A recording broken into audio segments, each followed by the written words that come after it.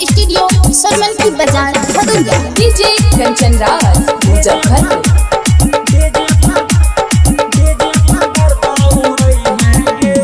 कान में बाली होठ लाली लगाई के हमारा घर चलिए हैं गे।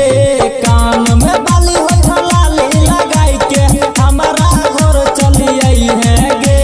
बड़का भैया के शादी छियै, बड़का भैया के शादी छियै, डीजे पर गर्दा उड़ै हैं गे।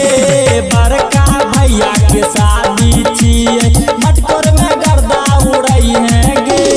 बड़का भैया के शादी छियै। डीजे कंचन राज मुजफ्फरपुर। पटना से हम पायल मंगेबो, आरा से सिंगार गे। हबरा से होठ लाली मंगेबो, कर दी है तो धमाल गे।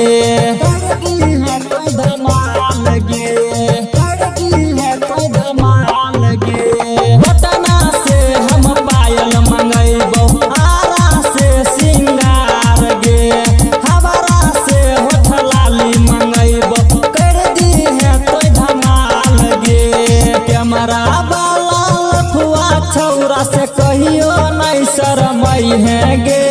बड़का भैया के छियै उ साला, डीजे पर गर्दा उड़ै है गे।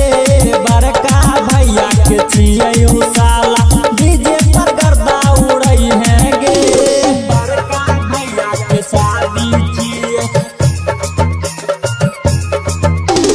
डीजे कंचन राज मुजफ्फरपुर। डीजे पर खूबे कमर हिलै है, पेनी के सूट सलवार गे। यूपी वाला ठुमका लगई है, हिल जाई तो बिहार गे। हिल जाई तो बिहार गे, हिल जाई तो बिहार गे।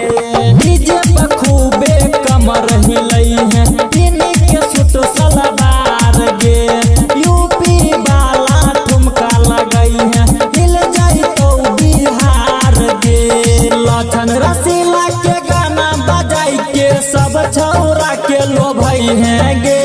राइटर मिथिलेश संग में सोना, कमर में कमर सटई है गे। बड़का भैया के शादी छियै।